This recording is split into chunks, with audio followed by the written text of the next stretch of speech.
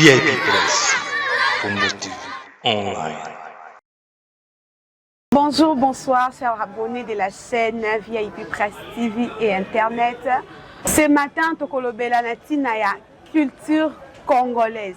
Mais Toko s'est basé na point moko. On va faire l'analyse sur la culture de la musique congolaise. Alors, j'ai une question pour notre invité de ce matin. Tolingi Toyeba, comment évolue la musique congolaise? Merci Jiningando pour la question et puis je salue à travers le monde, États-Unis, Canada, Allemagne, Suisse, partout dans le monde, au Bolandara. Et l'émission Kin 168 Oyo, les deux alliés présentés par Vigi Ferginingando.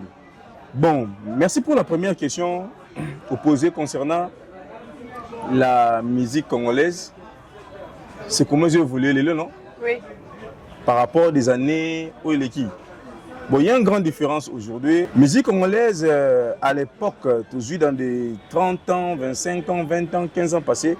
Non, aujourd'hui, il y a une grande différence par rapport.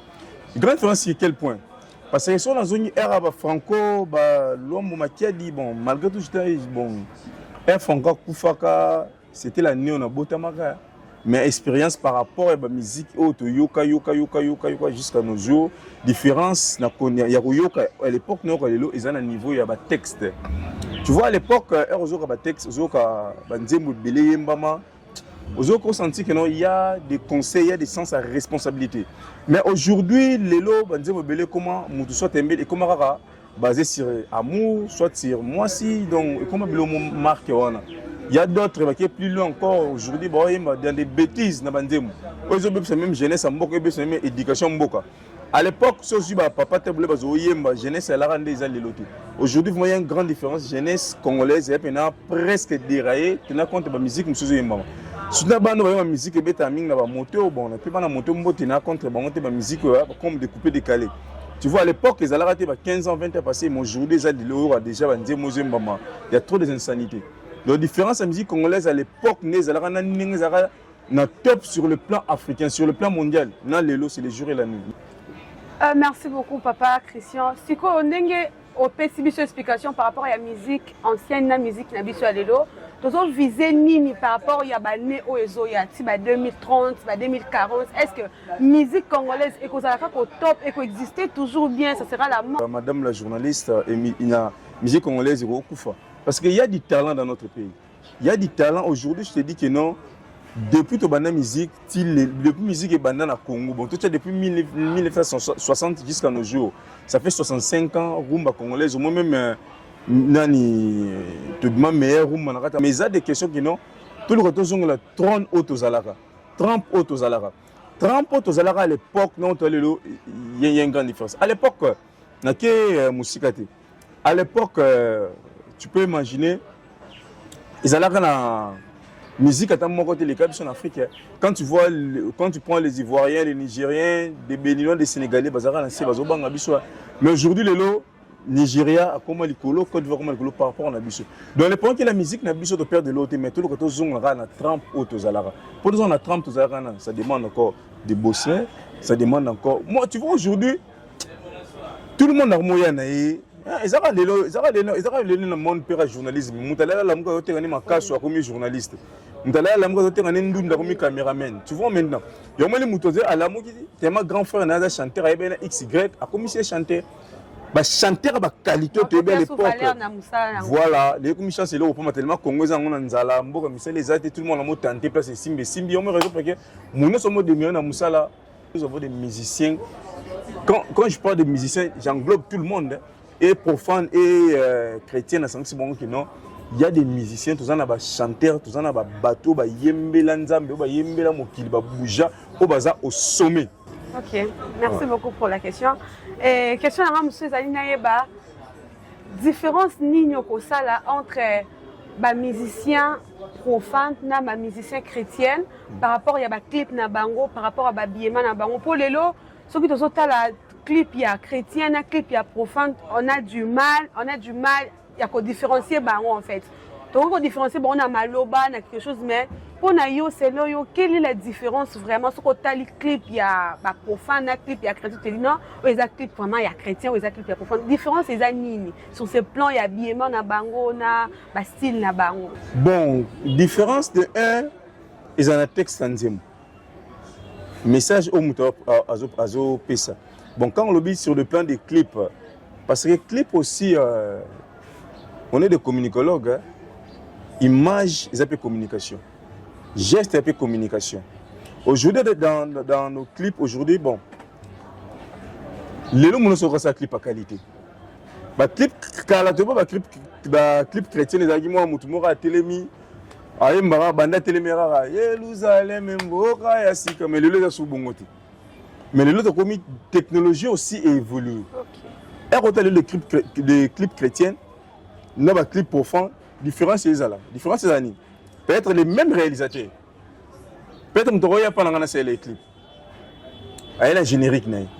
C'est les clips les génériques. C'est les clips à Rumba. Même toi là, chrétien pas c'est les clips. Quand on a ça, c'est des mêmes des matériels, des mêmes qui ont été utilisés. Il y a un clip à Moutounion. Déshabillé moi. Parce que les mêmes caméras sont dans la Canon, sont dans la Nikon D7000. Car à Nikon 7000 il y a des films, il y a païen, il y a des films, il y a chrétien. Donc qualité changera dans le monde. Mais différence c'est la nini, habillement. N'a pas danse dans le monde babina.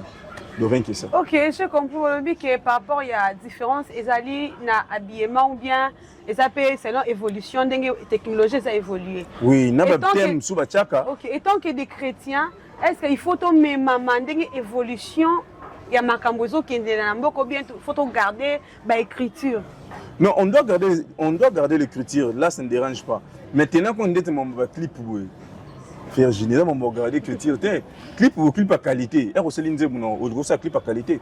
Comme moi, on regarde ça clip à qualité. Pour clip à qualité, on a mon total là, tout n'a rien c'est le clip. On a un réalisateur X. Tu vois pas les messieurs là vont me contacter directement à CLI. Alors si moi, ils ont chanson chrétienne, ils ont clip bongo bongo non. Clip c'est le moyen. Bah nous on a la clip en parce que bongo ils ont clip c'est le moyen. C'est clip c'est les 3000 de 2000 dollars pour réaliser un clip. Clip à qualité bien. C'est des prix on a. Donc les kilelo peut continuer à ma musique. Non, écoute qu'il est genre à qualité et loco sala. Genre à qualité. OK. Kilelo regarde un moment ça pour kilelo c'est quoi?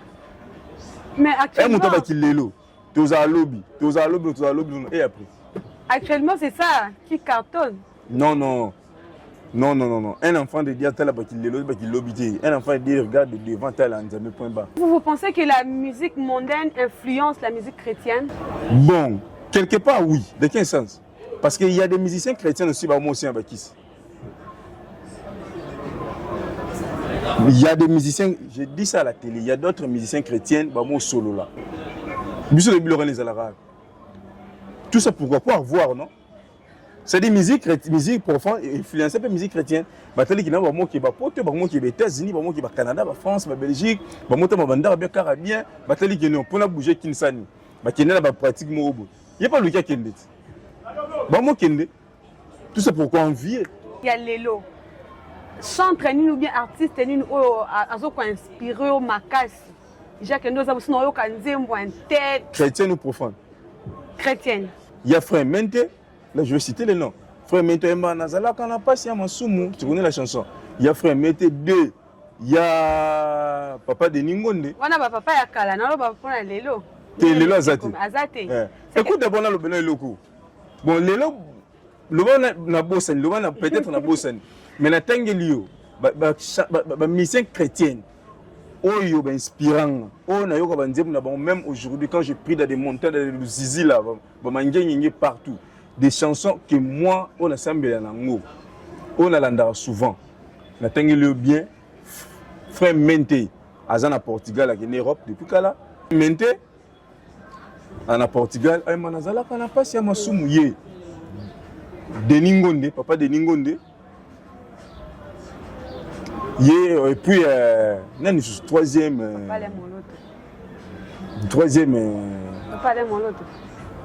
Papa Lemoloto, Père son âme. Et puis, frère Matou Samuel. Et puis, R. Mogo Pebolandara, il y a maman Lombon. Ok. La frère Patrice. Frère Patrice, adoration, l'éternité, l'éternité. Ok, c'est que bango nzambe zanan. Batonga landa, batu oyo ba inspiration na adoration na bango ngai na sepela nango yangwana. Mais non baté ba on attend ba kombo bazama beto, bazama lamu, je sais pas. C'est pas à moi de juger, c'est Dieu seul à rappeler au juger. Bon mais quand à moi on a vu ba oh ben non, moi j'ai aussi des sentiments. Oh on a là, ils sont sans mais le reste là, c'est pas mon problème là ngo. Ba on attend li yonde bango ndeki non, je te dis ce bazo yemba, c'est des saints qui non ici à Dieu. Tala. Et si quand Nzamba za baloba, yebanaka. Tala. Biloko Nzambe monanaka. Quand tu chantes au monde qui non. Ti lelo papa na ba yembela Nzambe so ba tiele tu sens qu'il y a toujours et même toujours na poso ensemble. Le manze muso Nzambe le zo ka musique chrétienne zo ba te mutu na makole banité. Au monde la clé mutu mo bini fin de compte Nzambe aussi. J'aimerais encore savoir quel est l'impact de la musique sur la jeunesse congolaise. Mais la jeunesse congolaise aujourd'hui, jeunesse congolaise lelo ils sont distraits dans la musique. Il y a des choses que la jeunesse congolaise lelo. Jeunesse congolaise est basée sur le whisky. On va profiter de l'autorité. Beaucoup de gens ici dans le whisky. Comme moi, Dédé, tu vois, non, par exemple, le mot est palpable. J'ai même piano et rançon. J'ai même piano et rançon. J'ai même piano et rançon. Batikalaka focalisé, concentré dans l'ambition. C'était des jeunes, des jeunes. Batikalaka balé reflet dans l'image de Moussala Nabang. Se concentrer Moussala Nabang, travailler Moussala Nabang, on a conscience, on a amour, on a volonté. Voilà aujourd'hui là où Bazali. Où comment les lots, telle la vie Nabang, telle la vie Nabang, telle la vie comment ils ont, où Bagene Moussala Nabang. Mais aujourd'hui, ce courage, il y a Jibé Nawera, il y a clan Wenge. Ils ont courage, nous les jeunes de l'eau, il faut copier courage. Tu copier sur le plan, il y a courage. C'était des jeunes, dans les 18 ans, 19 ans, 25 ans, bouger le monde, 30 ans déjà, aller évoluer. Ce sont des exemples à suivre. Mais aujourd'hui, ce qu'on bat, tu vas l'anda, l'exemple à Batouana, de quel sens? Batoualanda, Bakataloketo, Babina, Bamela Massan. Aujourd'hui, la jeunesse, c'est ça, les lots. Boy. Et je suis là avec la jeunesse congolaise, c'est-à-dire responsable de l'Okuta. Donc, musique, ils ont impacté la jeunesse Nandenga Mabé. Et dépend de l'escante, on a plus exemple. Ngaïne s'appelle musique et impactant dans le sens ni.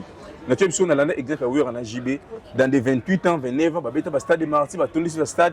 Courage na bango, on a une force, on a une lukaka vie, on a persévéré dans Moussa, dans ça là. Pour bango, persévérer dans Moussa, c'était des jeunes, aujourd'hui, on gagne. Donc, comme on peut nous, des jeunes, comme tu espérer, comme tu bosser, un jour, nous aussi, de notre part, on va encore gagner. Mais je suis sûr que je vais abina courage et effort Ok. En écoutant le manager Chris, en tout cas, il nous invite, nous, la jeunesse, nous étant que des jeunes, à être des bosseurs en fait.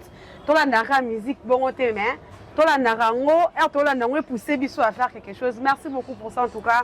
Ça s'appelle l'intervention dans Makassim. Conseil nous recopier ça na Bajen, il y a Lelo. Conseil nous recopier ça na Bisso jeunesse, il y a Congo parce que on dit que lobby et ça Bisso Bajen. Bisso ne va pas construire une parce que par rapport à la musique, par rapport à tout ce que nous venons de parler ici, conseil nous recopier ça na Bajen ou Kili et Zolanda. Conseil nous peut ça na jeunesse congolaise na Bisso Bajen pour nous peut ça peut conseil. Ils ont tous à manipuler par les politiciens. Jeunesse congolaise, tu la manipulée par les politiciens. De deux, tu la distraiter. De trois, conscience de ce sale. Tu vois aujourd'hui, les politiciens ont vendu. Moi, je vous dis, en 2025, tu as tourné mission le 40e, le 28 mai 2025. Tu as comme en 2026-27, papa social, je me dis, je mobile. Les gens ont négligé les policiers qui ont occupé. Il y a 2028, papa il y a polo, papa il y a machin. Et on a signé nous les jeunes. Tous la distraits par nos politiciens. De deux, tu as la distraction de trois, tu as évité de whisky. Merci beaucoup, monsieur le manager Christian. En tout cas, on s'appelle Miniko. Merci pour l'intervention. émission Nabiso et Mkola Lelo. Si vous avez un mot de la fin, quelque chose à ajouter, puis que tu as comme une soupe comme Koloba pour le public Nabiso. Mot de la fin, on a fait merci Nayom te invité dans l'émission Lelo. Et puis, on a fait merci Namandonon sur la à travers le monde. Tu continues toujours à travailler avec Dieu nous vaincrons. Tout est possible à celui qui croit en Dieu. Nous sommes des chrétiens. Il faut toujours espérer dans de grandes choses. J'aime tout la mouka, même le simbité, l'obi au simba. C'est quand vient moi mobile mais c'est quand on se cause mes mango mabe. Même la Seigneur merci na battu sur la à travers le monde. Balanda toujours VIP presque en télévision, on nous s'abonner. Puis na pesi mbote na l'amitié d'enfance, mon ami d'enfance Niv Mouawa depuis Londres. Na pesi mbote à mon ami d'enfance docteur Onsar Fatou Lukibonge. Papa Naliam na pesi mbote na batu nyonso balanda à travers le monde, Jean-Jacques Malumba. Merci beaucoup. Nous sommes arrivés à la fin de notre émission Kinsa 68 heures. Je dis un grand merci à notre boss Bobo Semlov de partout où il est, je les salue. Je lui dis merci. Et puis sans oublier un grand merci à mon papa, mon géniteur, Monsieur Ferdinand Ngandou. Je salue encore Mademoiselle Bali Zungzung de là où elle est. Merci beaucoup à elle et sans oublier ma tante chérie Nicolette Nzalabatou. Merci beaucoup.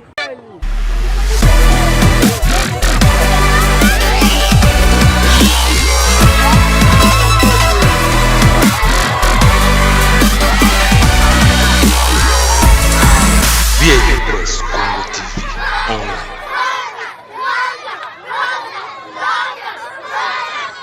VIP Press Congo TV online.